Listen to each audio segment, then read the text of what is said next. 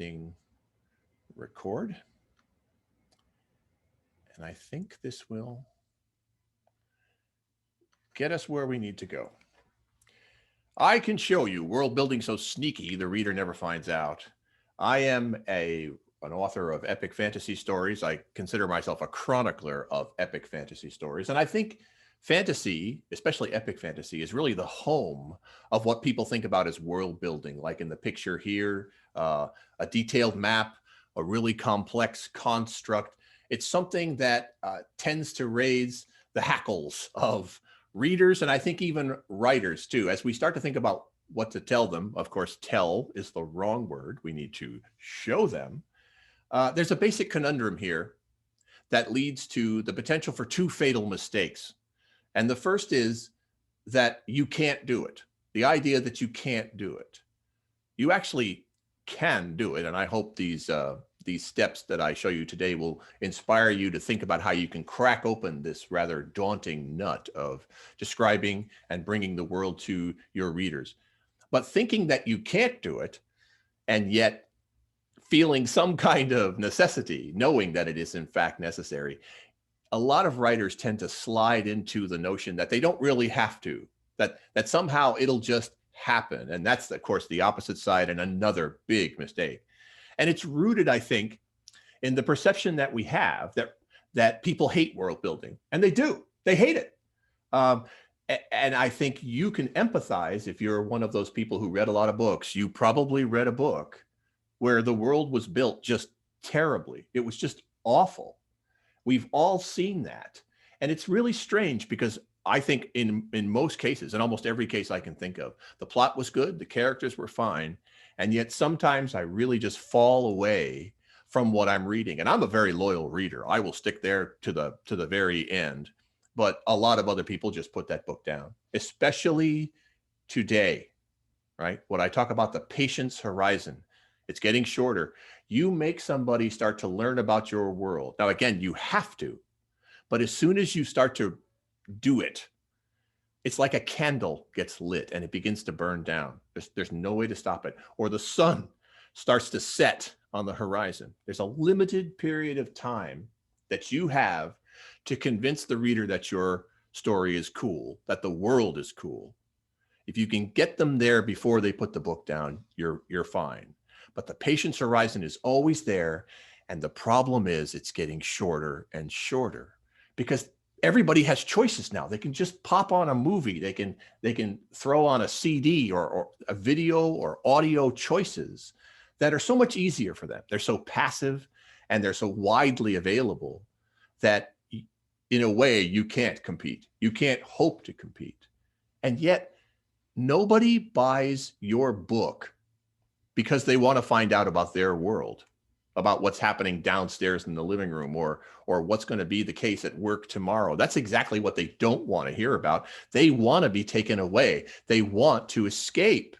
They need that, and they need it desperately.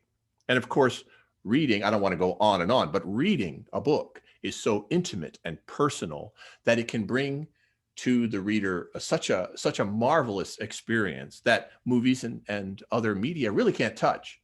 So the advantage comes back to you, but you have to recognize the competition that you're up against. And it wasn't always that way, which is part of the unfairness. If you're my age, you read the greats, in epic fantasy, of course, J.R.R. Tolkien was the Moses of my genre. And he didn't have those kinds of competitions, and he didn't care what the agent or the publisher wanted. He was a master of words. He was going to write what he was going to write. The Fellowship of the Ring, if you've seen the movie or read the book, it's a huge novel, 423 pages. And he seemed to feel that he was under no time pressure whatsoever, right, with this epic fantasy novel. He starts out, there's hobbits, right, a whole new race. They eat a lot. They're cute. They have furry feet and weird sort of stay-at-home type habits. He spends forever building this little village of the hobbits, and it's 55 pages into the story before Gandalf turns to Frodo and says, that ring is it's a bit of a mystery, isn't it? And maybe you ought to do something. Maybe you ought to take good care somehow. He's being very mysterious. They finally realize that it's time to leave home. It's time to get out of here. We're not really sure where we're going. We have no idea what's going on. Gandalf might know, but he's not telling. Page 79. I have written 2 novellas that are done by now. They're all done from start to finish. And we're just putting his foot out the door, right? Now, if you saw the movies, you have no idea who Tom Bombadil is, and that might be a good thing. It's an incredible distraction. You go off into the woods and meet this bizarre character. It doesn't seem to have much to do with the plot, but it does drop in a little bit about what's going on. Then they meet Strider, the mystery man who guides them further. They have all kinds of adventures and fights, and Frodo is wounded. And they finally make it to a safe place in Rivendell, 231 pages along. They come to a place where they're at least safe, and people are gathering, and they're going to talk about what to do. So only 20 pages later, 250 pages in, the Council of Elrond, and Tolkien just backs up the truck and dumps it all on you. The history, everything in these long speeches told by the great leaders of the council. And the story just takes off, at least for me. It was such an engaging moment. I read Lord of the Rings when I was 10. I'm that geek. I'm that kid, right? And I was so absorbed reading Lord of the Rings. I read, 50 or so pages a night. And when I got to that point, I completely lost track of time. I didn't come back to myself until it was after 2 a.m. And I had finished this book and opened the second one without realizing it. I had opened another book without realizing it. I was completely engaged. So in many ways, Tolkien did it completely wrong. You would never get a manuscript like this past an agent today if you were looking for traditional publication. You have no prayer.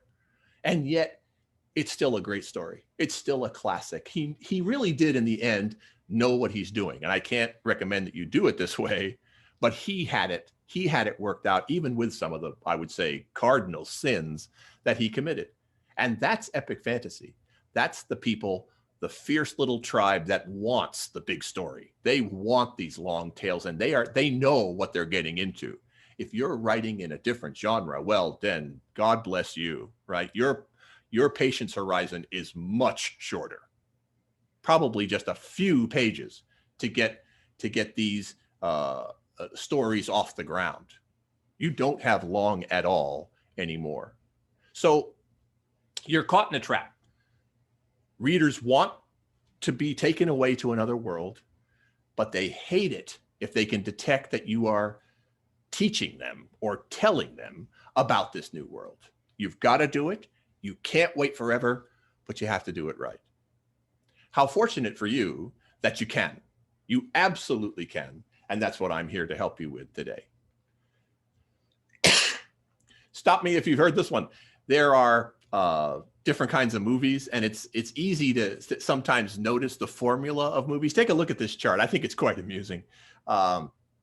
You look at, for example, rom-com, right? Rom-com movies. Starts out frenemies. At some point, in comes the quirky best friend. About a third of the way along, right? There's always that scene. I can explain, right? Something has gone tragically wrong, a misunderstanding. The lonely montage, close to the end, he or she is right in front of you, right? Isn't that always the message? You got distracted thinking you had to find love somewhere outside your own backyard. And then they always close with the kind of music is at the closing. This is the ukulele, fing dicka fing dicka fing dicka fing dicka, right? That's how those movies always seem to go, or at least a lot of the time. I love particularly the horror at the bottom. Take a look at the horror. Herd of youths, followed by weird rural people. I mean, they really are quite insulting when you think about it. Where's Todd? Absolutely. That is a direct quote from almost all of these movies. He is almost always named Todd, and he is dead, dead, dead.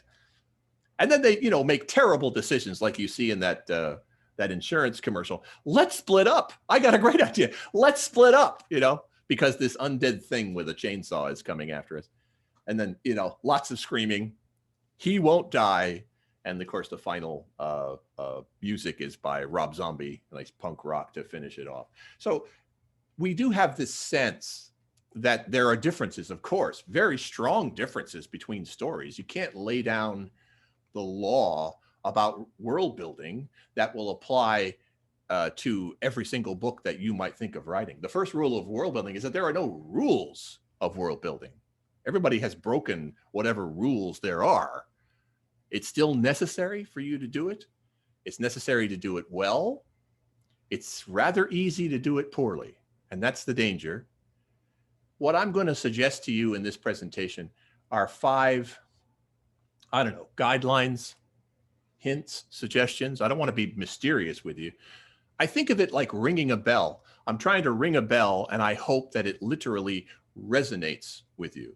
So if I present 5 ideas to you today, and you like 3 of them, they just ring, and you go, yes, I get that. Fine. The other 2 don't have to survive. There's a little bit of overlap between them anyway.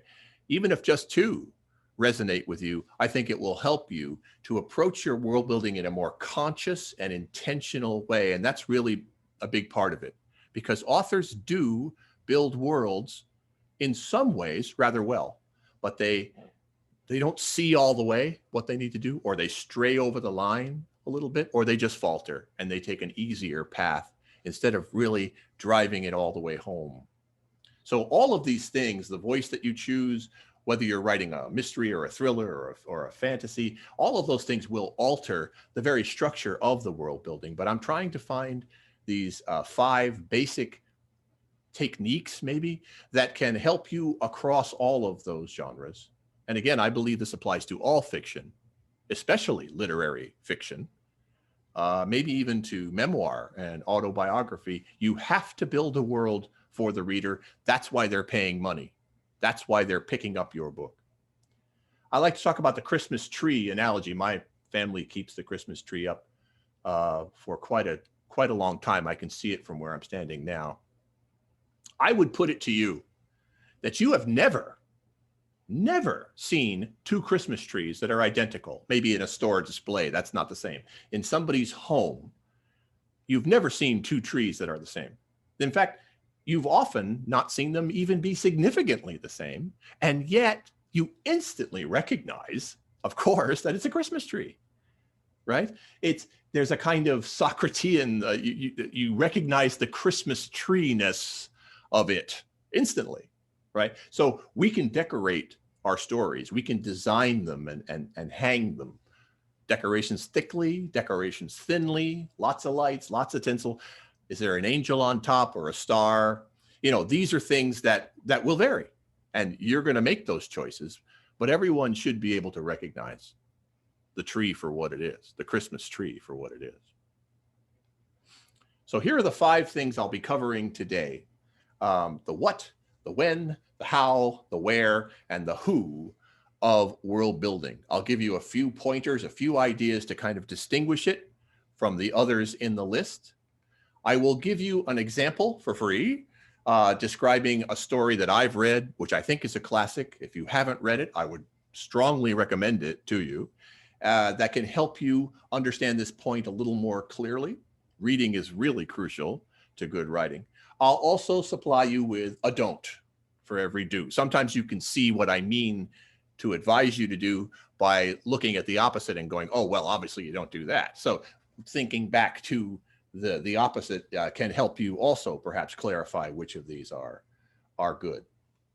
In between each of these, I'll be giving you a short writing exercise, about a minute, maybe a little more than a minute. Ideally, this presentation works well if you are in some stage of working your way through a manuscript. And it could be anywhere from I've just started sketching to, gosh, I'm almost done. And thinking about that one story that you are writing, the world of that story, I'm going to be asking you to come back to that in between each of these exercises and jot down a few ideas. So if you have some paper, you probably need a couple sheets of paper, and you can make a list and leave space on the list, because we'll be coming back to these items and decorating them like the tree. We'll be adding to them to make your understanding hopefully fuller and more solid. Sometimes it'll just be a suggestion. You'll come back later and see if you want to fill it in. But I'll give these little minute or so for you to jot down those ideas about your world if you have it. If you're here just as a discerning reader or somebody who really likes to hear about books, then I guess you could think about a book that you have read and try to bring to mind the world building, try to separate out the world building from the rest of the enjoyment that you had. All right. So let's dive in. Remember, amateurs sit and wait for inspiration. The rest of us just get up and go to work. Stephen King is nailing it here. World building is a lot like other aspects of writing. It's one where we tend to draw back. We're a little bit nervous. We look for excuses to wait or put it off. We tend to treat it sometimes as beneath us and sometimes as way above us. We're just avoiding the work.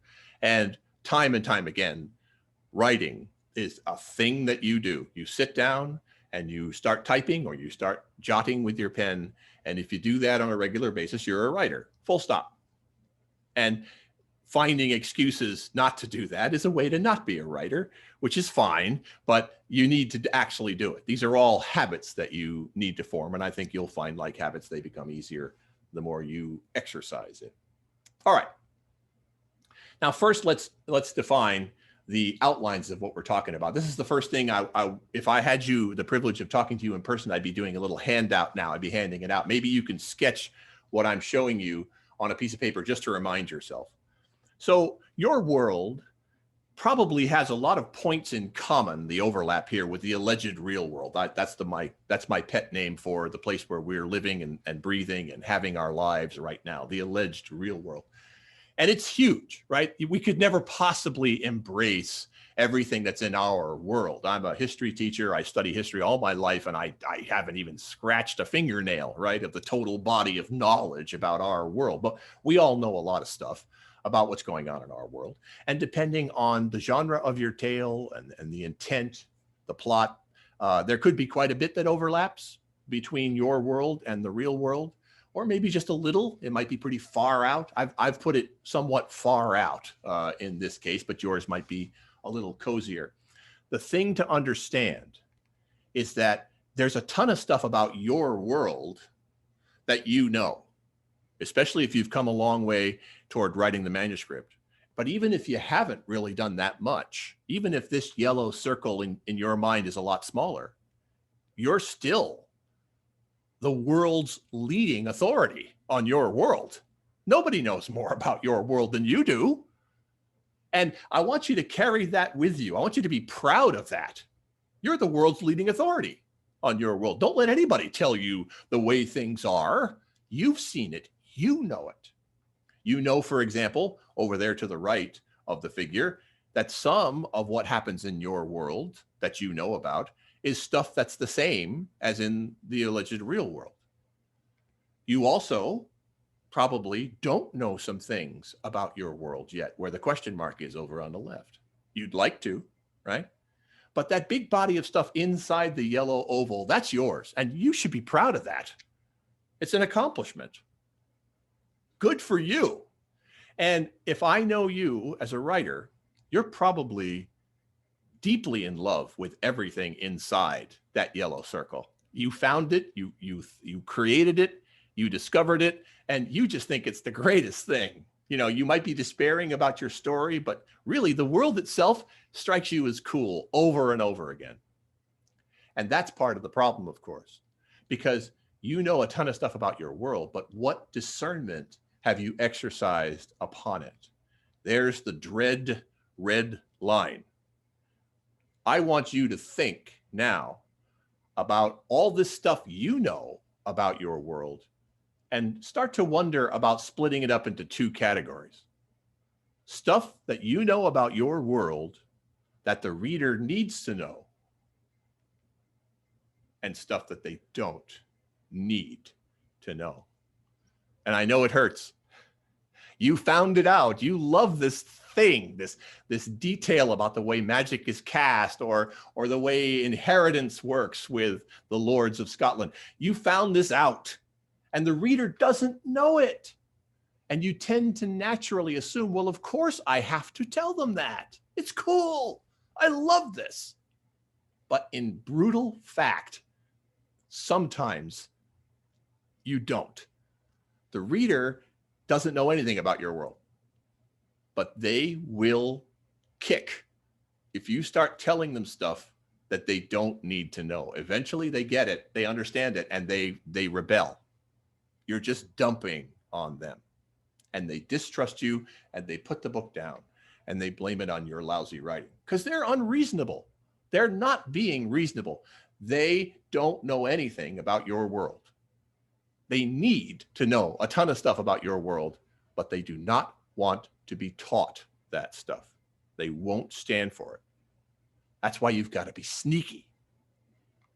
So when talking about the what, recognizing the edges of your world, recognize that all genres of fiction do build a world, especially literary fiction. Actually, I'll talk about that a little bit later. And you've got to think about it. You've got to work hard to define the edges of that yellow oval. You got to work. I think most writers have done that work. You're actually quite good at it because you're proud of what you found. You understand the difference. It makes sense to you. But that last part, the drawing the red line and recognizing that some is what the reader needs to know and some is not. That's the part that will bring you down and lead you into a dangerous place. Do not go into encyclopedia mode. Here's this stuff I know about my world, and I'm telling it to you now. Enjoy. That's not going to work. The greatest fantasy authors in history didn't write encyclopedias of their world. Encyclopedias got written about their world later by somebody else, but they never tried to put that one over on their readers. Even they would, as much as they loved their world, even Tolkien never tried to put that over on his readers. Do not give us every person, place, year clumped, by category. Do not give us this huge chunk of information that is not organized in any sense. You've got to be more discerning, and you've got to recognize that some of it, at least for this story, is not going to be in the tale. It could be in the next one. It could be in a short story or a spin-off or a flashback. There's all kinds of possibilities. You know it, don't forget it. Never delete, just move it. Just move it over into a raw material file and let it ferment for a while. But if you can be brave enough to understand that it doesn't belong in this story right now, then bravo, you're doing the right thing. And it's hard. It can be painful because you love this stuff. And I understand that. My example for understanding the edges of the world and knowing what to bring to the reader is Phantom of the Opera, the story by Gaston Leroux. Yeah, it was not just a movie. It was not just a Broadway show. Actually, originally, it was a story. And when Gaston Leroux wrote this story in the late 1800s, he was doing a ton of research on his part of the alleged real world. It was just the Paris Opera House. And the genius of Phantom of the Opera, something you really don't see in the movies or in the Broadway show. I can highly recommend this book to you. You don't see this in the visual media. It crosses all genre lines. It's a little bit of a mystery. It's police procedure. Of course, it's a romance. Of course, there's horror and a bit of maybe paranormal. You're always left kind of doubting this paranormal aspect of it. It's got them all. But in his day, he was just describing the Opera House of Paris, which most people, of course, didn't know much of anything about. They know what an opera is. They know there are big singers and chorus singers. They get that, right? Big stage, lots of effects. But really, they had no idea that there's a whole world in there, in the Opera House. He built a world in a building. 90% of the action of Gaston Leroux's story takes place in the same house. And there's a heaven in there. There's a hell in there. There's like a river Styx in there. It's like the whole Greek mythology, almost like it is an opera in the geography of this enormous building. And he found out so much stuff that he just in one place he gave in to his temptation. In one place he gave you a full paragraph of all the information about how many miles of pipe there were to carry water, and 200 doors, and all the aspects of the building that made it just, it was like a whole town, the population of a whole town to run these operas. Incredible when you think about it. And he was just doing research on what was happening in the world, and that added a little bit of spice, a little bit of lightly fictional characters, and a ripping good story. Fantastic story. Just read the chapter about the rat catcher, and I'm telling you, you will believe in spooks. You will believe in spooks. You never really know whether you're in a paranormal sort of sci-fi or horror genre with Gaston Leroux. Of course, he wrote before that stuff was clearly defined. They didn't have clear definitions of genres back then. He was just writing a kind of literary fiction about his current day.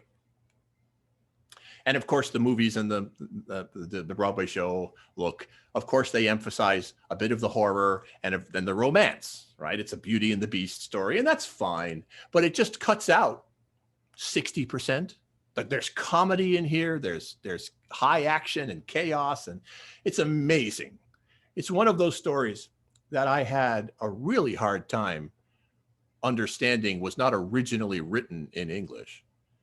It's just so natural the way it rolls out, the translations that I have read, and it's well worth your time.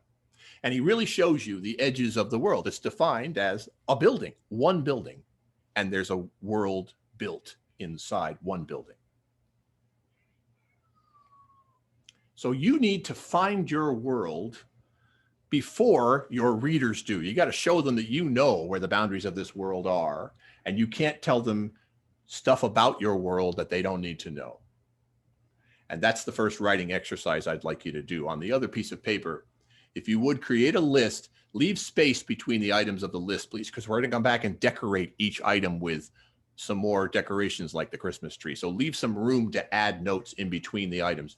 I would like you to take the next minute and try to think of five things about your world that are inside the yellow oval and above the red line, which is to say they concern your world. The reader, of course, doesn't know them, and the reader needs to know them. 5 things that the reader doesn't know, must know about your world. Just use a short phrase like the magic system or the secret weapon or whatever it is they have to know. And if you're feeling extra brave, create another 2 or 3 items that you now are starting to suspect are in your world, the reader doesn't know them, and they don't actually need to know them. If you can come up with 2 or 3 don't need to know items south of the red line, then brava for you. Take about a minute and try to jot down a few items. We'll be coming back to it in the rest of the presentation, so it's good to have a few items, please.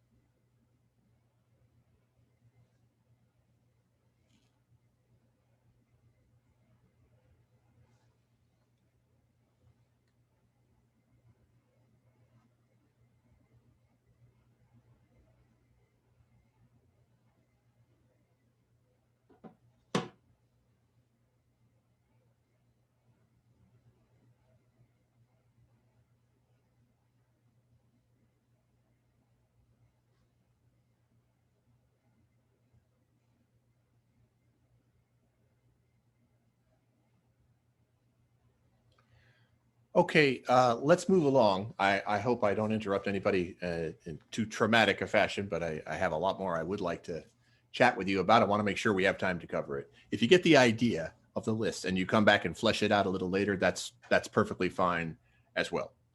And if you have questions, I think we should be able to entertain them at the end. If you think of one now and you're afraid you're going to forget it, maybe you could type it into the chat bar, and then Ms. White or I can pick it up once I'm done with my last slide. Right now, I can only see the slides. So let's move along. The second of the do's and don'ts is the when. So you've got an idea about including things from your world, and when exactly do you try to bring them in? At what point? If I'm speaking start to finish, beginning of the story to the end of the story. The old Supertramp song, "Give a Little Bit." I will not sing it for you. I'll do you that favor. But give a little bit. The rest of the line is, "Of your love to me," right?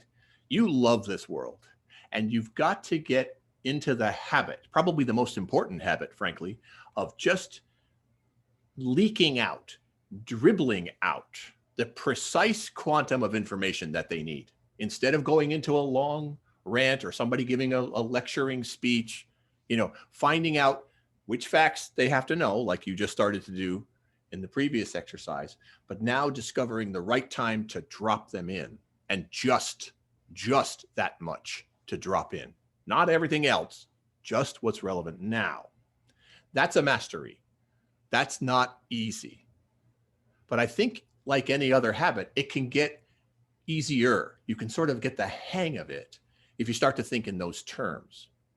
And the thing about the rewards of this, I talked about the candle burning down and the sun setting. Whenever you obviously start to share facts about your world, and there may be times when you just can't avoid it. Somebody's giving a lecture or a sermon, and it just gets a little bit detailed, but you can't think of another way out of it. Reconcile yourself to the fact that that candle is going to burn down a little bit. The sun's going to set a little bit, but try not to let too much of it go by at once. And the idea is to counter that. Hopefully, the more information you feed them, yes, it's work for them and it burns their patience a little bit, but it also hopefully starts to pull them in and encourage them to do more. It entertains them in some way and gives them a little more fuel to the fire. And what's really important, I think, particularly in the sort of out there genres like sci-fi or fantasy, is to give the reader the sense, by giving them just that much information at just the right point, the when in the story, when it makes sense, you're giving them a sense that you have got this, you are under control, and that their investment is not going to be wasted. When you read a fiction story of any kind, the writer is after a reaction called the suspension of disbelief. When it's a sci-fi story about lasers and faster than light travel and transporters and all the rest, you cannot hope that the reader is going to believe this, but you get them to be willing to suspend their disbelief. And they do that because of two primary reasons. There are two ingredients to the suspension of disbelief, in my opinion. One of them is interest, that you've made them curious, and the other is trust, this sense that they are in good hands. You convince them that they are going to be fine. And this is the best way to do that, by dribbling out a little specific shot of information about your world that comes at just the right time and helps the reader stay with it. Won't burn the candle as much, might even get them more interested. Do not explain everything at once. Do not lecture your readers. The teacher in the classroom is not the right metaphor here. And I can't tell you how much that pains me. I am a history teacher. I love nothing better than to walk into a classroom and talk for 45 uninterrupted minutes. And then I look down and I see jaws on the table. But students have to be there. They are a captive audience, those poor kids. And I hold, punishment over their heads. They have to try to remember this stuff because it's on the quiz next week. The reader is not under any such compulsion, and they will not put up with it. The minute you begin to lecture them, that book is going down. The candle will burn like they're using the flamethrower on it. Take as your image, as distasteful as it might seem, take as your image not the quiet rows of students in a classroom, but a busload of noisy tourists in a faraway location. Think about it. I've told you that readers are unreasonable, illogical, and ridiculous. They're too demanding and they don't make sense, but you still have to please them. And in many ways, the tourist is exactly like that. You know, from the movie The Loud American Tourist. He's in Thailand now. And by gum, he paid his money and he is here to get all the feels. He wants to really experience this foreign country, but he has absolutely no intention of learning about it. If the tour guide hands him a brochure with 3 columns of text and a couple pictures, he's going to throw it away. He's going to say, come on, Ethel, let's go down this street. This looks interesting. Now, in a book, that could be really disastrous. The tour guide is the one who masters how to keep the group together. And what else does she do? She keeps them moving, right? And we're walking and we're walking. And she drops in a little cool information, right? And this, as you're passing by on your right, is the Haunted Fountain, which is a grisly story around it, let me assure you. I'll tell you after lunch, but don't have the sausage. You won't appreciate it. And now we're walking, right? So dropping in a little bit, teasing them, entertaining them, and cajoling them is the way to go. You just give a little, and then you move along. Don't sit on it. Don't start telling them the whole story of the Haunted Fountain right here, right now. In my opinion, and now I am a fantasy writer and a big fantasy fan, in my opinion, the Mordaunt's Need 2-book set by Stephen R. Donaldson is the finest heroic fantasy book ever written. It's unbelievably good. And I want to tell you a little bit about the premise, because I don't know if you'd be familiar with this. Stephen Donaldson wrote the Thomas Covenant, the White Gold Wielder. He was a big author back in the 70s, 80s, and 90s, but I don't think many folks know about this premise here. It's perfect for what I'm talking about, how to give just a little bit of information and to show the reader that you are under control. Teresa, in this story, is the daughter of a wealthy industrialist who gives her everything she needs materially and completely ignores her. She has a volunteer job. She has all the money she needs. She wants for nothing, but she doesn't really do anything. And Teresa has wallpapered her apartment with mirrors so that she can always see her reflection no matter where she stands or turns. And it helps to counter the creeping suggestion that she has that she doesn't really exist. She's not having any impact on her world. She's really quite in a mess.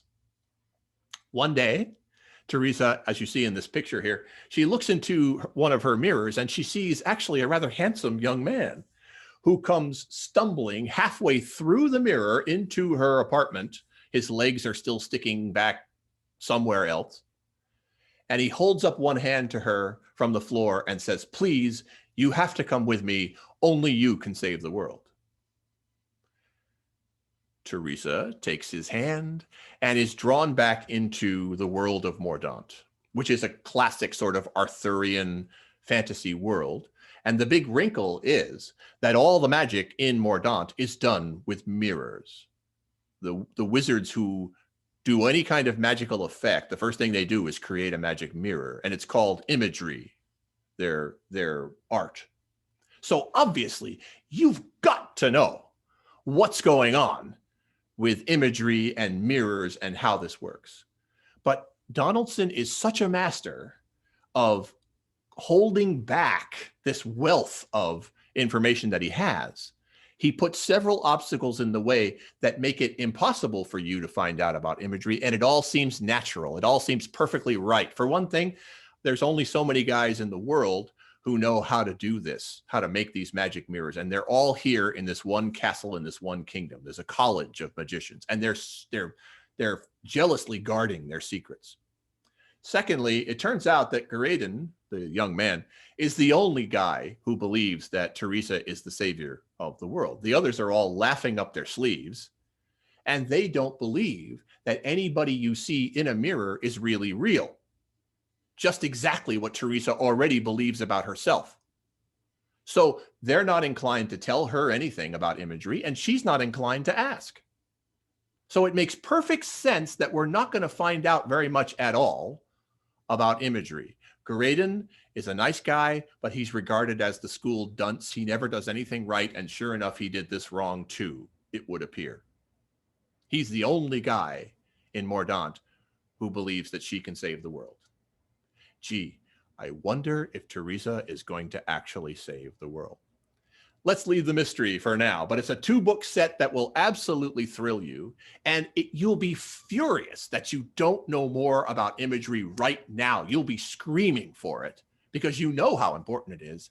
And Stephen Donaldson is just, nope, here, have this, drip, have this, drip. He does not give you the information that you already want, you should want, because it would be artificial. It would be wrong to just dump it on you and open the spigot all the way. He does it exactly right, and you can't doubt that he knows exactly what he's doing.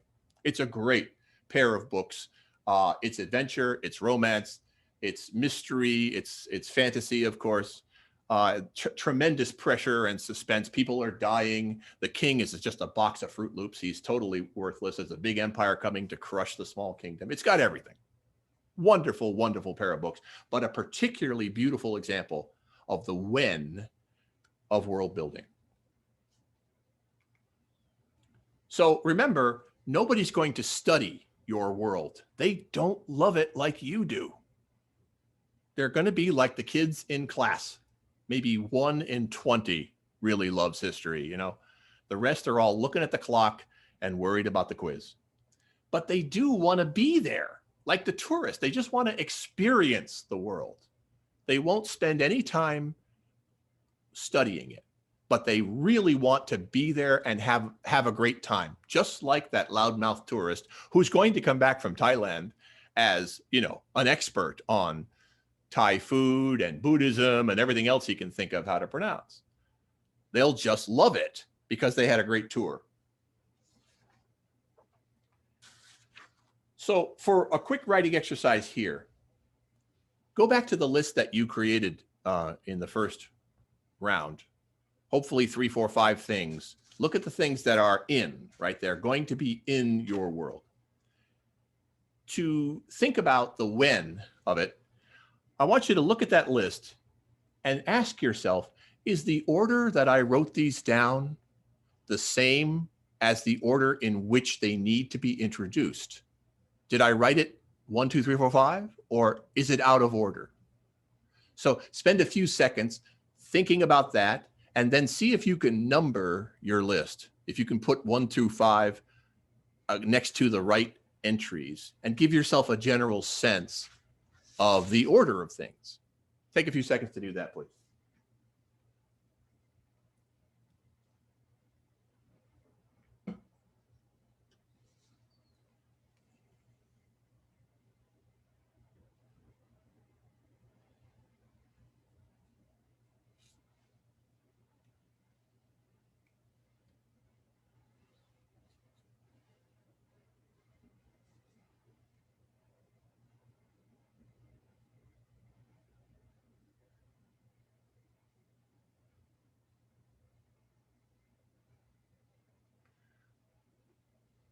All right, hopefully you took a crack at it.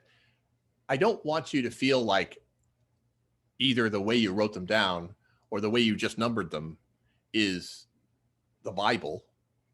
If you have a manuscript, there's probably an order in which those things appeared in your manuscript. And I think it would be interesting to compare, how did I number this list? How did it come out of my head first thing? And how is it actually expiated in my draft? Just to look at the differences that might be there in the order of things. It doesn't mean the draft is wrong. It doesn't mean the list is wrong. But maybe there's a reconciliation that you need to think about, that there could be a better place in terms of beginning to end for one or another particular piece of information. All right. I have created the 2-sentence rule. It's so important, I made it up. 1 sentence of overt world building, no relationship to anything else. You just drop this 1 full sentence into your draft. you can probably get away with that. Ideally, anything you write should be related to a character or something that they want, stakes that are over them that the reader already knows about. Ideally, it should be several of those things, as well as something the reader needs to know and doesn't yet know. But if you just drop in one sentence, he could never know when he uttered the ritual challenge how those same 5 words had doomed his ancestors' line to destruction 700 years earlier. That's a little world buildy, right? The reader starts to think, wait, am I going back in time now? Is this really important to know that? It's still a little bit personal because he's uttering a challenge, and the challenge did previously result in his ancestors' doom in some way. So, okay, that's kind of cool. But if you go on from there, if you start building another sentence about what happened 700 years ago, or the way these ritual challenges always go, now you're headed into trouble. At 2 full sentences or more, that's not directly connected to what's happening or what one of your characters is feeling, then you're veering toward the cliff, the guardrails on the side of the road, and speeding up. You're doing both. The reader starts to think, okay, so are we going in a time machine now? What is there going to be a fight? There was going to be a fight. He just challenged somebody. Where's the fight? They become impatient. The candle burns, the sun sets. So think about the 2-sentence rule. All right. 1 sentence you can probably get away with. Don't let it trouble you too much. But hey, if you've got 3 paragraphs about the history of dueling in between 2 guys yelling insults at each other and about to fight, what the heck? You put that material in too late. Too late. Something else needs to happen earlier. It's got to be dribbled in a little bit. Or you know what? Just let them fight. How much does the reader really need to know about the way dueling works in this world? Sift that out. Bring it to the fore. Drop just that in. Let the rest of the duel happen. So that's a recommendation for me, the 2-sentence rule. So important I had to make it up. Moving on. These last 3 are really quite tactical, and they're very interrelated. I could present them probably in any order, and you may find that it sounds like I'm saying the same thing. They're quite related to each other, at least the next 2 are. But I'm hoping, again, to ring a bell that makes sense to you. How do you do this? What is the technique, the style of the writing? Now that you know what the world is, some things you do have to tell them, some things you don't. There's a way to kind of give a little bit at a time. Okay. Think about weaving this into a fabric, right? Individual threads in a tapestry don't show unless you're really up close, right? Standing back, you see the picture in the tapestry. And there's lots of work, lots of detail that goes into the tapestry, the warp and the weft. But each individual part of your world building should only be brought in a way that matters to the tale as you tell it. Link it up to something that's important to a character. See, I think it's very, very easy. Many writers, most writers, they really make good characters, reasonable characters, heroic, villainous, hesitant, in love. They get that. And they have a plot that carries them through from start to finish. Most writers can do that too. What you need to understand is that the reader will almost always identify with 1 or 2 of your characters right away. At minimum, they'll start to empathize with them. And if you show them the stakes, if you show them what matters to that character, then world building can be brought in a way that informs that character's needs or the stakes lying over that character. You have to fit it into the arc of the world, of course.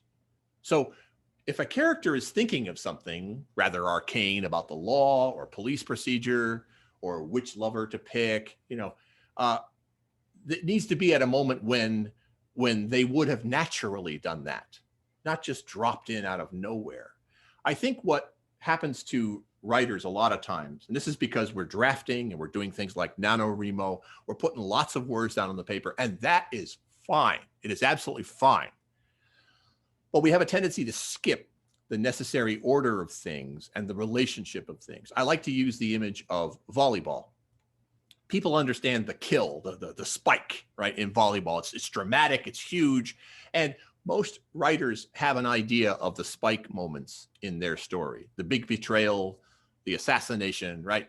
The big thing happens. Boom, they get it.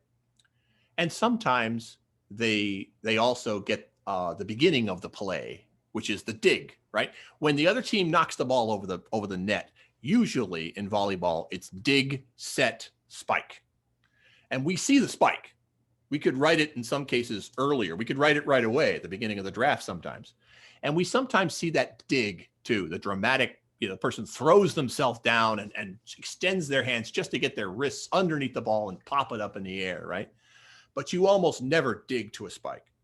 There's always that set, that light little touch. The second person just pop and puts it up in the air, and then comes the spike, right? And what happens when you're drafting is you got dig, space, spike. And you know that you can't just go from the dig to the spike. You feel that's wrong, but you can't really think of what the set is.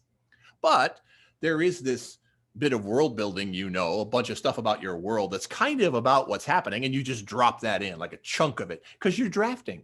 You're trying to get to 30,000 words in November or whatever the challenge is. And that's fine. But when you go back, think about whether that really is connected, whether that really makes logical sense, whether it's part of a tapestry, and do not make the mistake of saying, well, there it is. Again, if you're nervous about world building, you have a tendency to go, oh, well, it's in there. I put it there, so I'm not going to touch it anymore. Big mistake. You have to examine that ruthlessly with the rules that I'm talking about in mind. Is it really going to matter to the reader right now to hear this?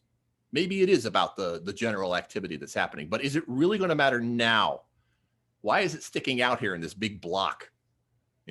Weave it into the story. Make one of the characters think about it, if that makes sense.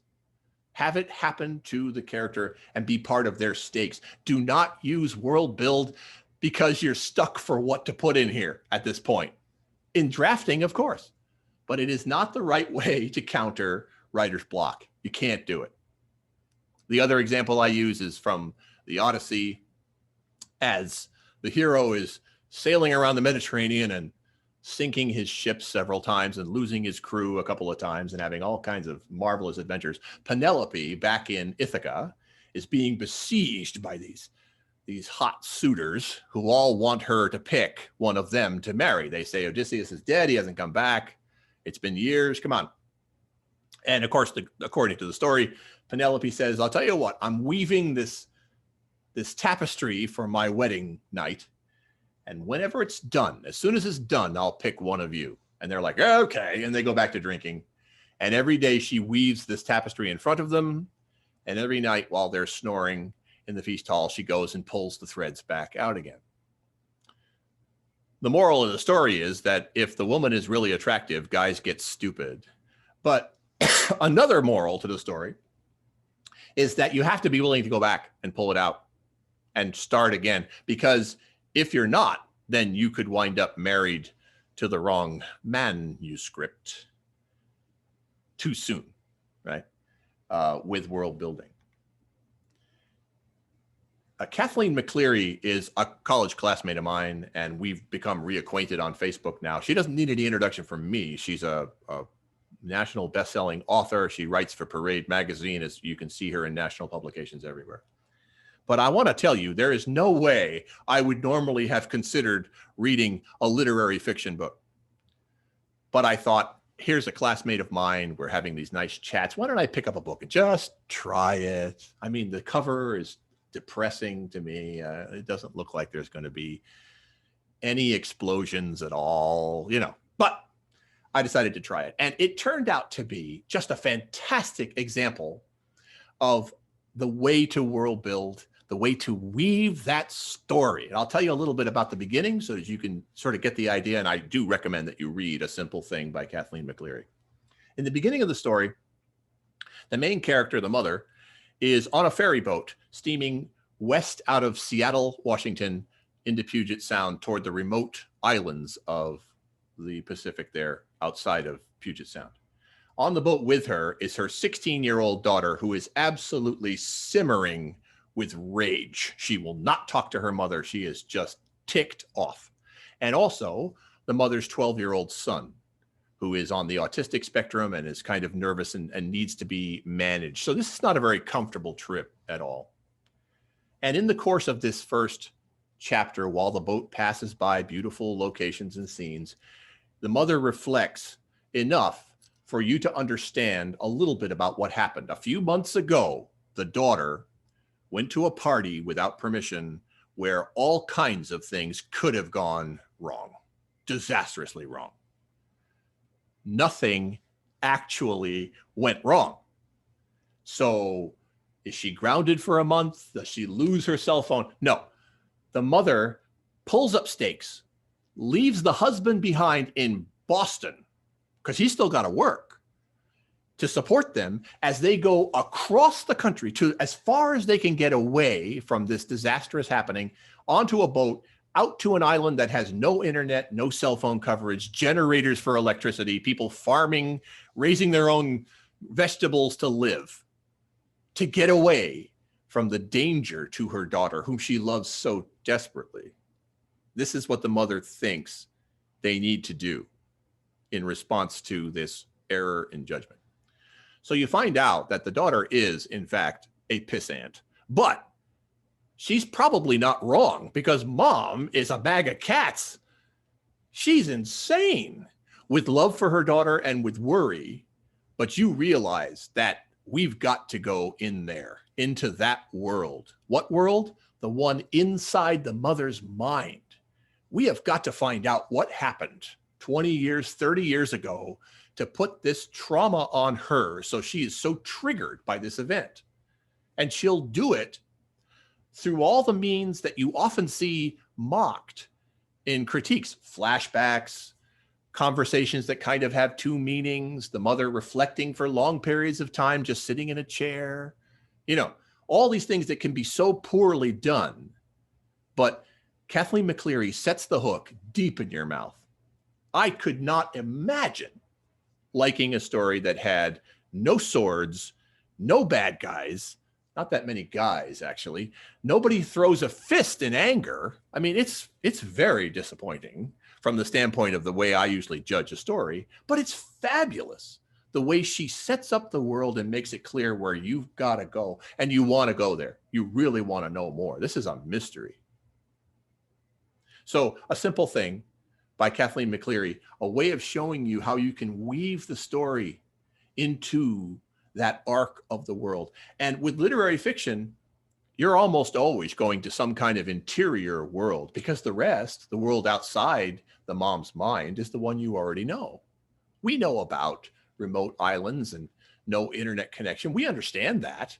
There's nothing really we have to experience, or not much we have to be told about that. A little bit about storms, a little bit about how often the boat comes, that's easy to sprinkle in. Mostly it's the alleged real world, the one that we're living in. We're very familiar with it. The default setting is almost identical with the one that we know. But there's a whole world inside that mom's head.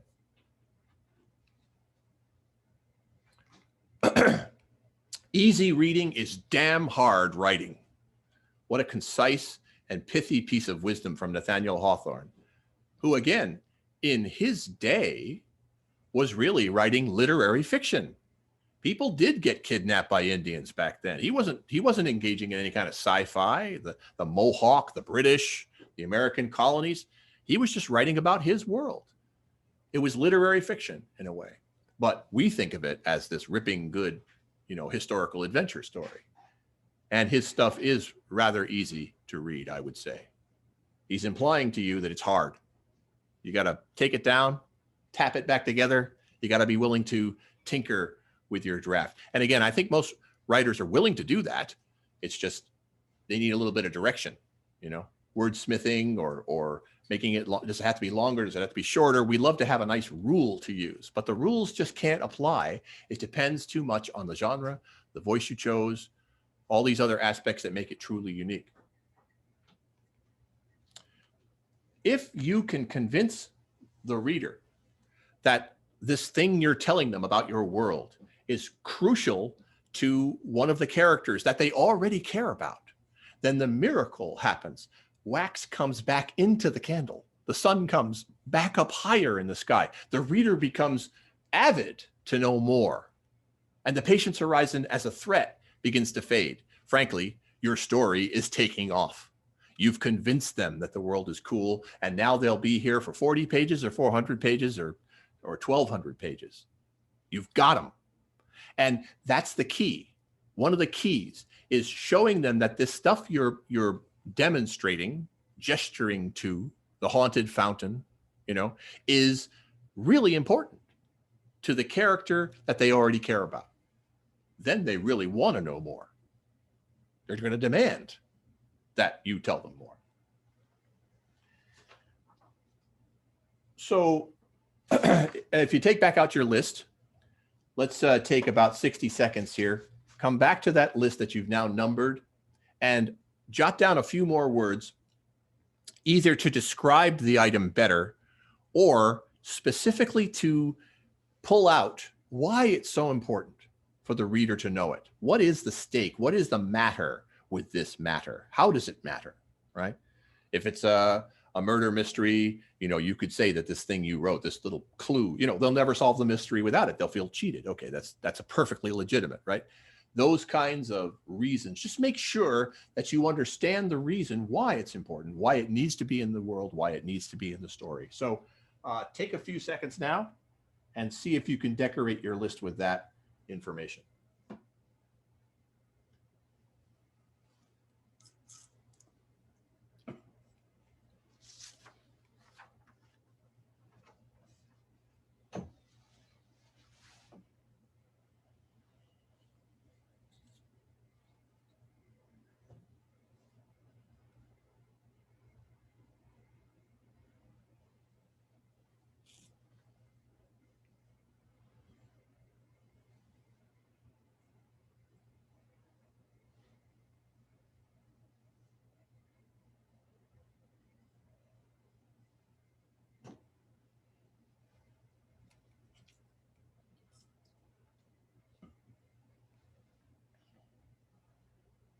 Just a few seconds to finish up.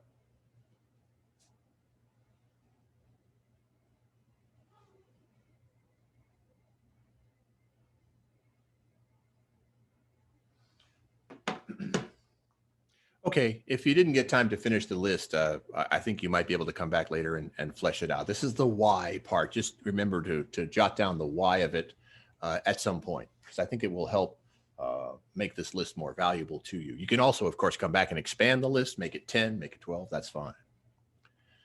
So the last two that I want to talk about are the where and the who.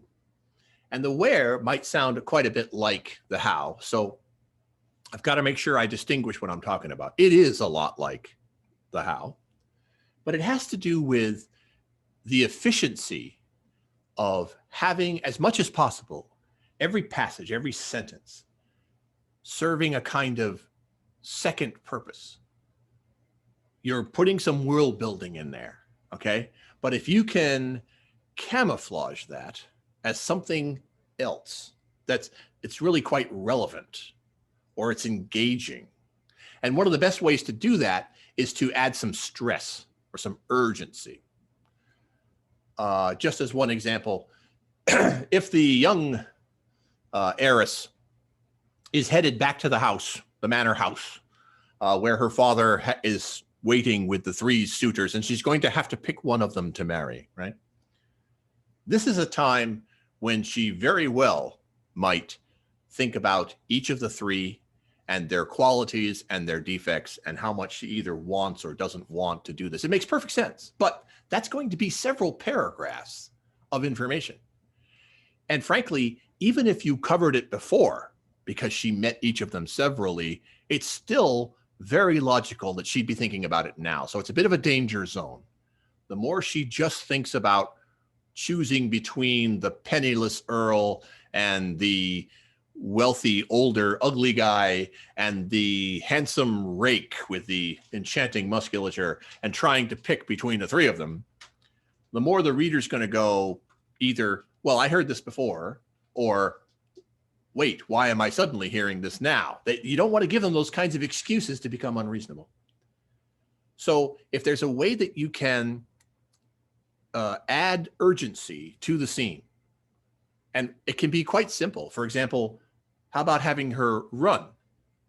Just having her run through the field because she's late, or struggling with the gate, which is locked. She forgot the key. Or maybe halfway through, despite all the consequences of being late, she turns around and starts to run away. Right? So you drop these little bits of description into this passage where she's choosing between the suitors in her mind, and you add urgency, and you cause the emotional state of the girl, young lady, to become, more sympathetic to the reader. They'll start to empathize with her even more.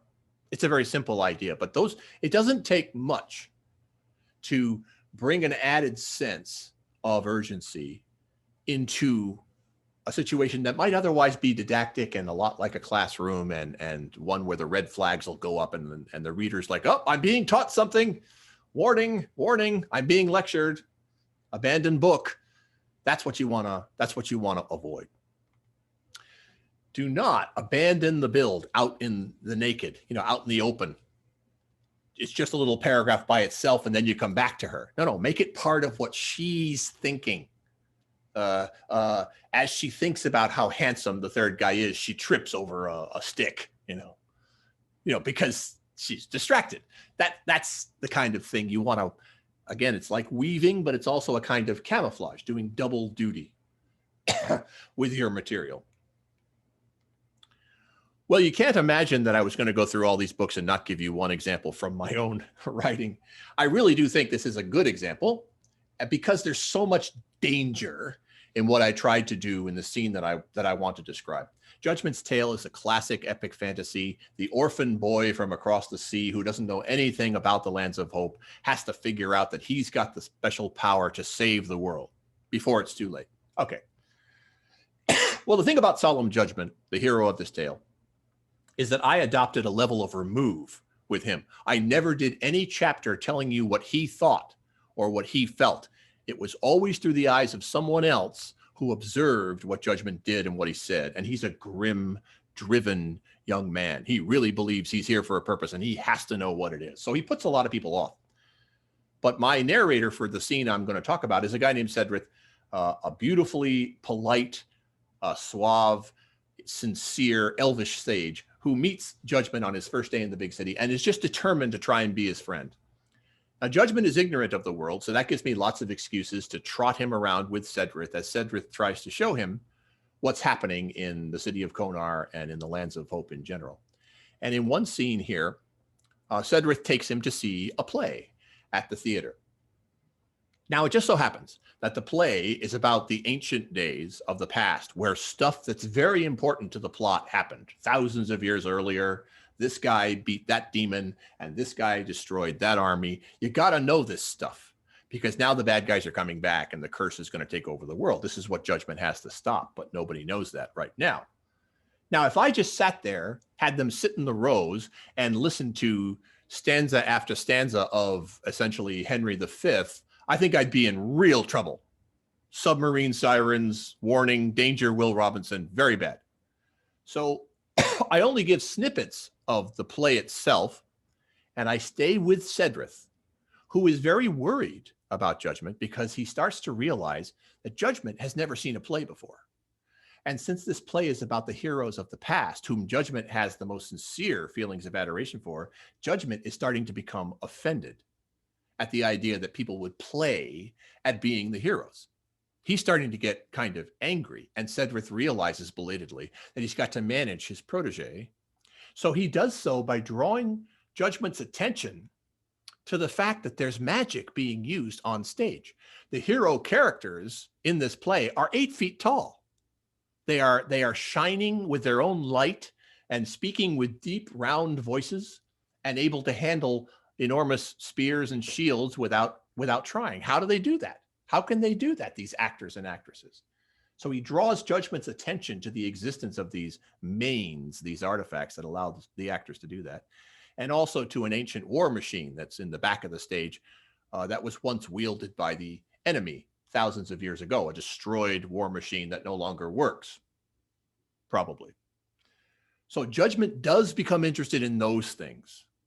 And after the play, where I sneak in some of this history, Judgment goes backstage to meet the main actor of the company, who Judgment also doesn't like. They don't get along immediately. So once again, Cedrith has to practically stand between the two, or they'll have a fist fight. But the actor knows all kinds of stuff about the ancient past because he's been studying these scripts. So it draws the play along. It draws the plot along, I should say. It brings, I hope, the reader through a somewhat dangerous period when they could just be learning history. Instead, they're thinking about war machines and magic that allows people to be 8 feet tall and things like that. And unreeling a little bit more of that plot at a time through the eyes of Cedrith, who is catatonic with worry that his young protege is going to get too angry and too offended and might even start a fight with this actor, who turns out to be an important supporting character, and we'll see him in the remainder of the story. Does it work? I don't know. You'd have to be the judge. I'd be happy to send you an ebook copy if you want to take a crack at it. It's classic epic fantasy, lots of detail, hundreds of pages, and it's only the first of 2 books. So if you're not in the epic fantasy tribe, think hard. It's an acquired taste, that appetite.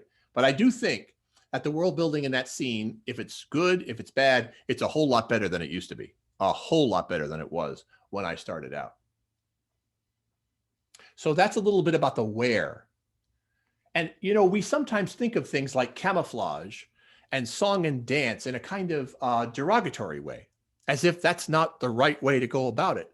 Remember, camouflage saves lives.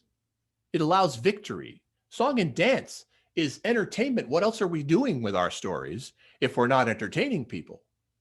I always think of the scene in Singing in the Rain, when they come in very low because the movie's terrible.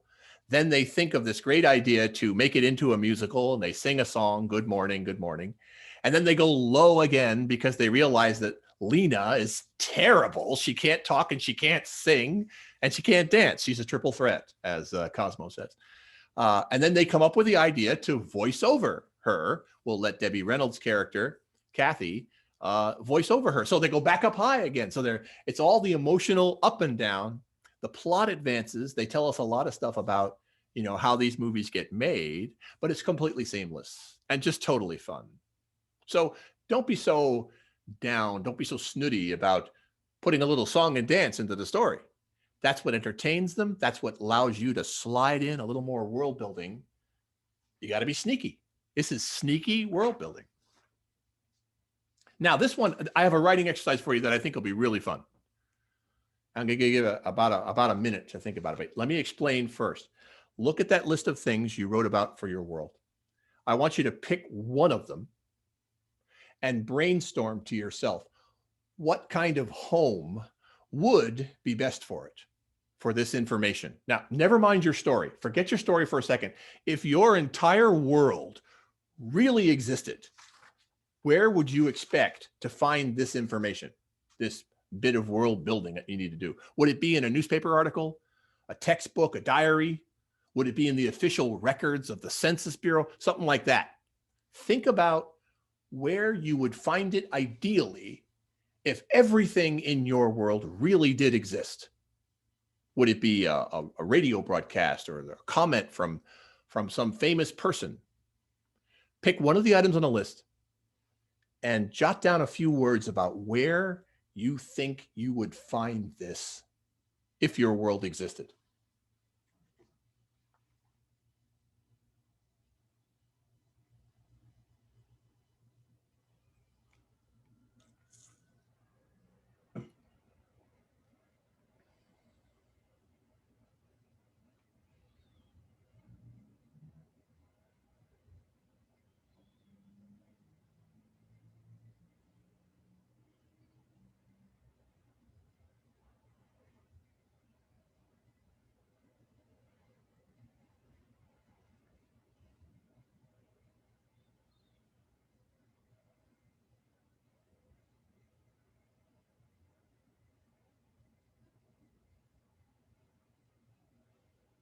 Okay.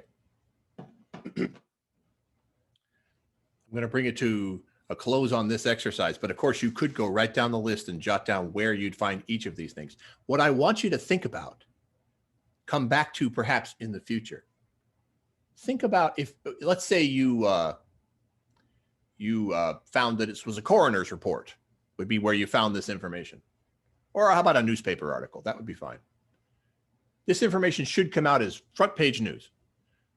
Think about someday when you're a little stuck, you want to change a pace, think about writing that newspaper article.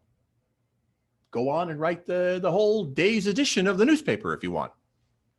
Indulge yourself. This is not part of your story.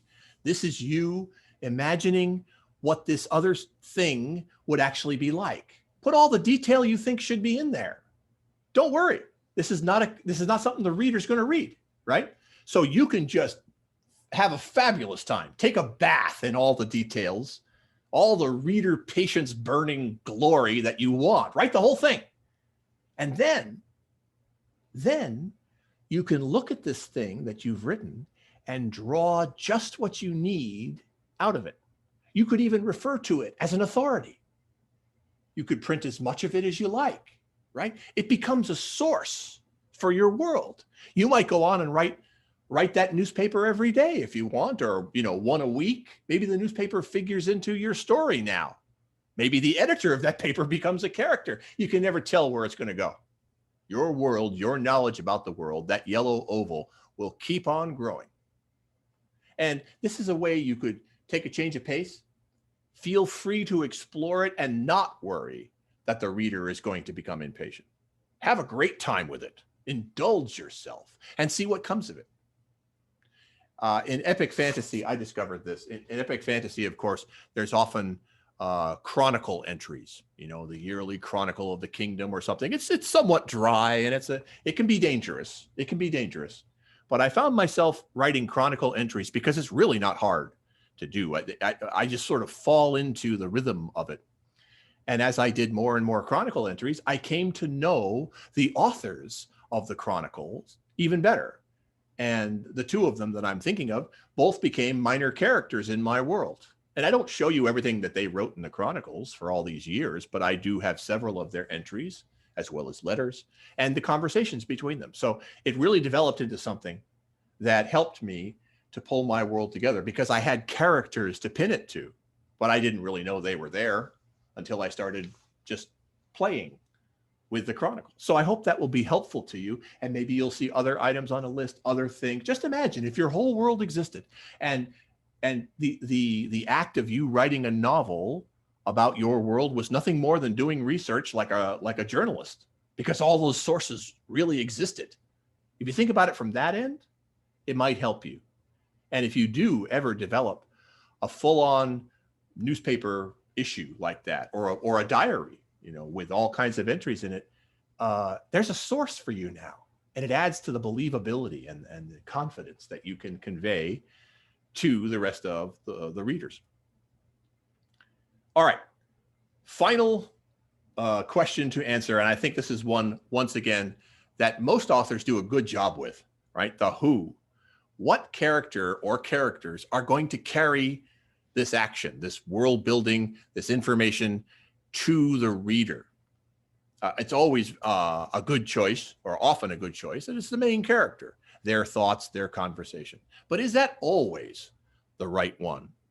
Think about all the characters in your story, and think about types of characters, if you're still developing the story, types of characters that maybe you haven't touched on yet, right? That could be brought in and work as the conveyor of information at a crucial point, because they're just the right person to do it.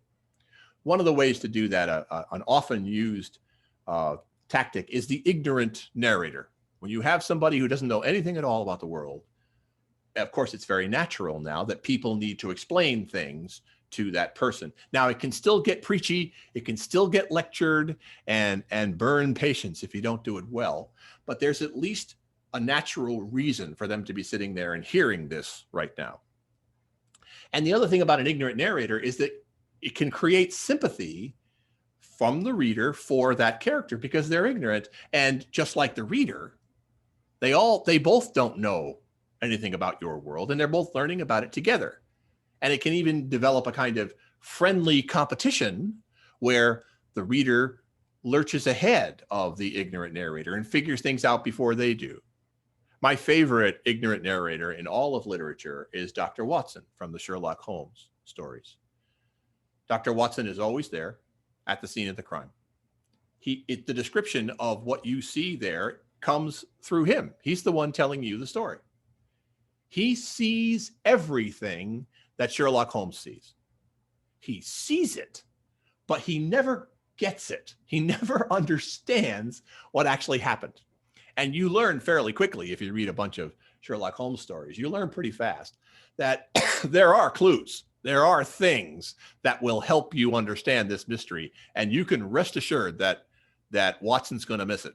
All of a sudden, Holmes looking down the hallway, all of a sudden he stops and stares at a smudge on the wall, right? And the owner of the house says, well, what's that? And Holmes says, looks like pipe tobacco.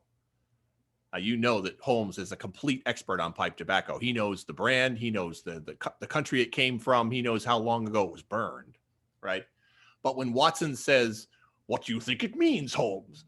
Holmes always says, probably nothing. Oh, yeah, right. Holmes stopped and looked at it.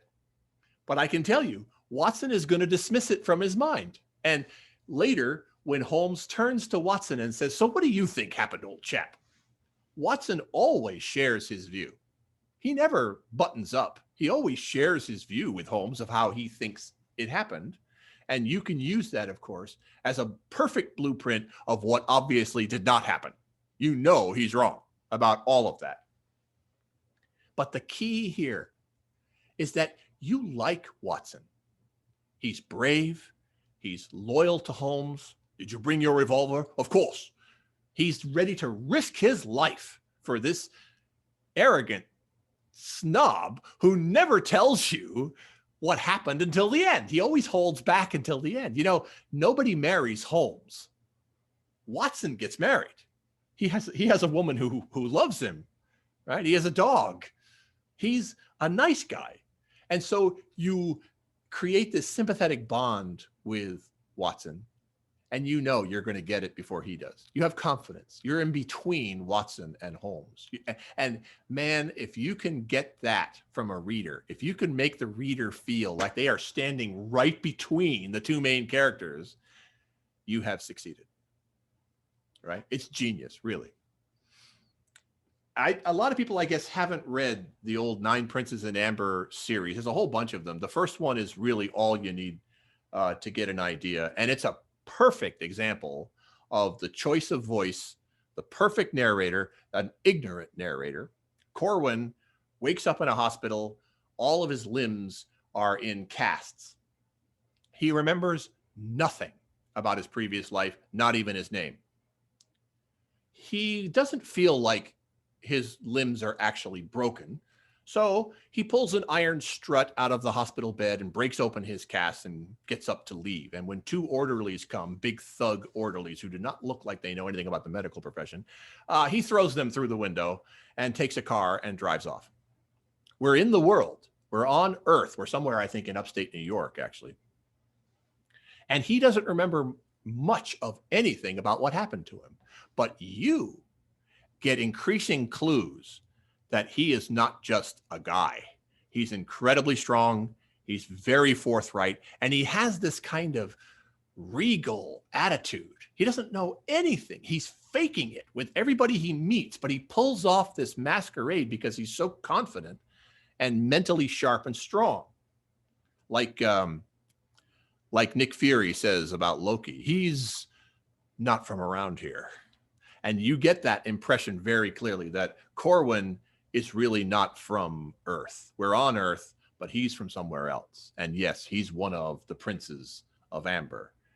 It's a terrific story. And the way they sort of spool out the information to Corwin is identical to the world building of the whole concept of Amber. There can be no difference between the two. So starting with an amnesiac narrator you have a tremendous excuse to go into all kinds of world building. But again, Zelazny masters that art of just tapping out a little bit at the times when it makes sense. He never floods you with information. And it's frustrating. It makes you want to know more. It makes you eager to commit more time and effort to the book. And it's a real page turner. It's an adventure. Once again, a genre crossing. It's sci-fi, it's fantasy, it's paranormal. It's every kind of genre that you can imagine, really, in one. Classic book, and a great example of how to use the narrative voice to bring the reader along.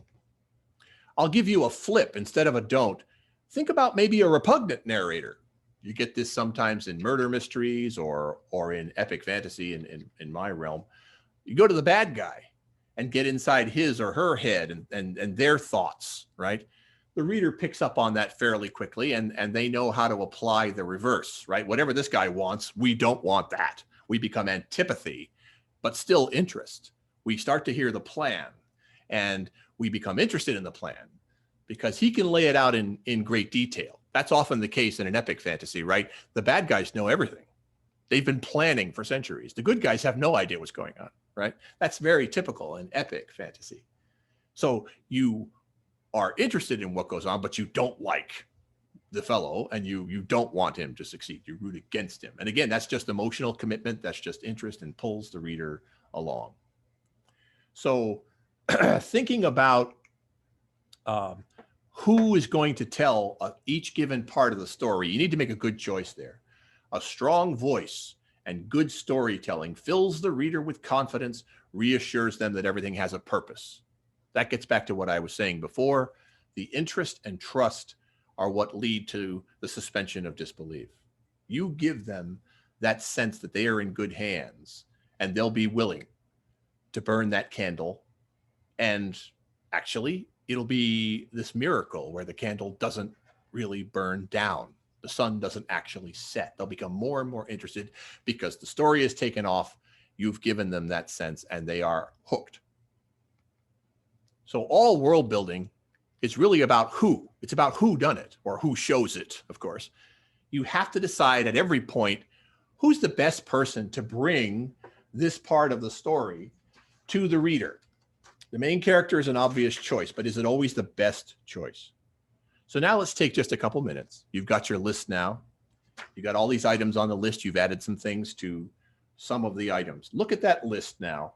Try to jot down next to each item in the list of things that must be known, the 5 things or so that must be known. Try to jot down either the name of a character or perhaps a character type who should be the one to bring it to the reader. The main character, like I said, often a good choice. Maybe the soulmate or an authority figure of some kind, a head librarian or a principal or a policeman. Maybe some kind of facilitator. You sometimes meet people who will sell you a ticket or give you a taxi ride, and they're going to take you from place to place. Maybe they're the best person to bring you that information. And should it happen through the character's thoughts, some kind of sympathetic voice like the first person? Should you go inside the character's mind? Or should it happen through speech or conversation? Or should it just be hinted at, this little bit of world building, in the way their actions are described? So I want you to spend a few seconds now trying to populate your list, the 5 things, with a who. Who is the best person to at least start bringing this information to the reader?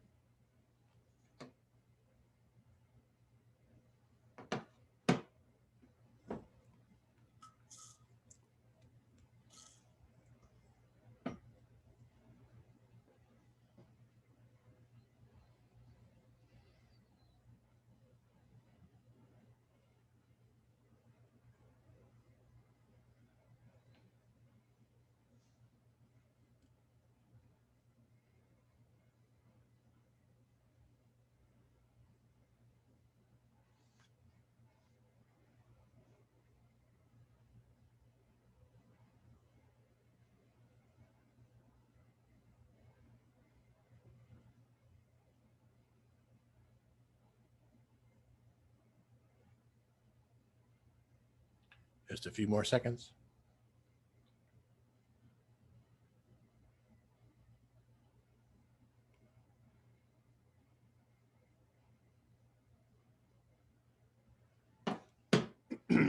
All right. I hope I'm not cutting you off way too early or interrupting your creative process, but if you do need to come back, I think it's fairly easy to remember. So now you have a really cool list of at least a few things about your world that you know belong there. You can explain why. You have a rough idea of where along the way they should come in, depending on how developed your manuscript is. And you're thinking hopefully a little bit about the source of that information, where it should come from, and who should be bringing it to the reader.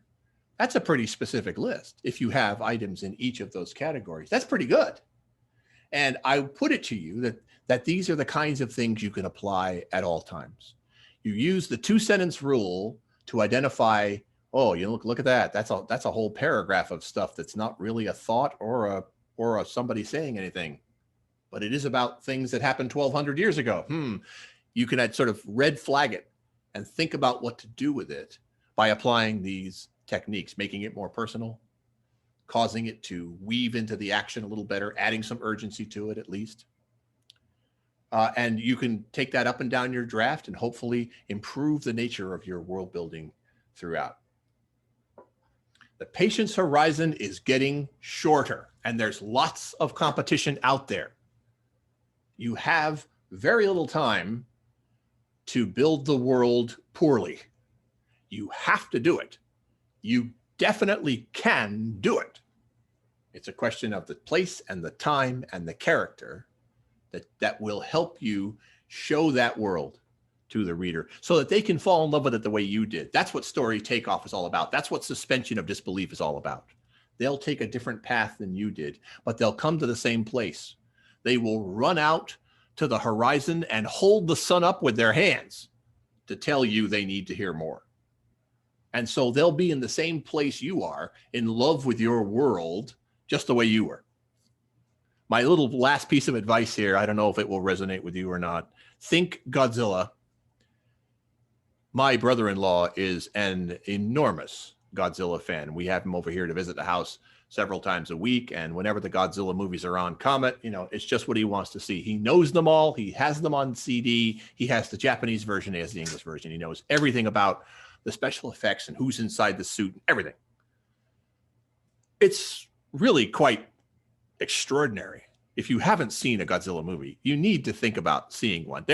It's 90% just campy silly. But these moments here, like I'm showing you in the pictures, that's what world building is all about. If you've not seen the close-up slow motion of the old movies where a guy in a rubber suit is stomping around a miniature model of the city of Tokyo or Osaka, and he's crushing pagodas and he's ripping down clock towers, he's eating train cars, right? And as he's doing that, I'm telling you, you can see the interior of every room in the building. You can see lights flickering as the electrical connections that they wired the building with, spark and go out in a very realistic way. There are little water fixtures so that when he rips through what happens to be a bathroom, you see a little bit of water squirting up out of this tiny little model bathroom. And it goes by in a heartbeat. It goes by in a few seconds. But you'll find, it's almost spooky, you'll find that you almost believe that a giant monster is crushing Tokyo until the next time you see the rubber on his suit wobble or something like that. It's convincing because they spent so much time. They lavished so much energy in making absolutely precise models of everything. Little teeny refineries blowing up as he stomps through them, electrical wires as he comes through the high tension wires, as he wades through the harbor, as he chews a railroad car. They do all the little details perfectly. They built the world. It's a movie, but they actually built the world so a guy in a rubber suit could stomp it to pieces. And it goes by like that. And there's so much more to it than you'll ever know. But it helps to convince you. And you actually find yourself going, that's kind of cool. It may not be your thing. Godzilla may not be your thing. But I couldn't resist using it because there's just been so much Godzilla in my life these past few years as my brother-in-law has come by to visit. He knows them all. He knows King Kong, he knows Rodan, everybody.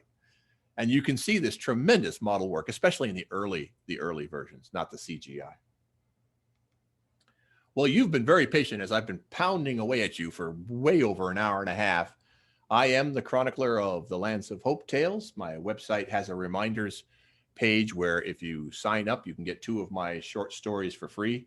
I have several steady columns that I wrote over the years that might help you to understand more about the craft of writing, the vocation of writing. And I did a version of this world building presentation, very condensed, on my website in 6 volumes, but also in just 1 page over on Ann R. Allen's blog, which I can recommend heartily to any of you who are aspiring writers. It's terrific, comes out once a week. It's an honor to have been asked to write about world building for her. So I hope it was useful to you. I'm going to stop the recording now and see if there's any questions. I'll turn it back over to Mrs. White. Thank you very much, everyone.